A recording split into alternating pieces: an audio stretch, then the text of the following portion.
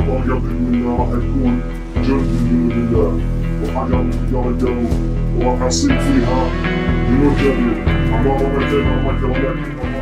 Selama 626 hari berturut-turut, Brigade Al-Qassam terus menghadapi pasukan Israel yang bergerak maju di beberapa garis depan di jalur Gaza. Serangan ini telah mengakibatkan tewasnya ratusan perwira dan prajurit Israel, melukai puluhan ribu orang, dan hancur sejumlah kendaraan militer. Terbaru, Brigade Al-Qassam pada 24 Juni 2025 kemarin mendokumentasikan operasi penembakan jitu terhadap tentara Israel. Penembakan tersebut mengakibatkan tentara Israel terluka cukup parah. Helikopter Israel pun segera mengevakuasi yang terluka dari tempat kejadian.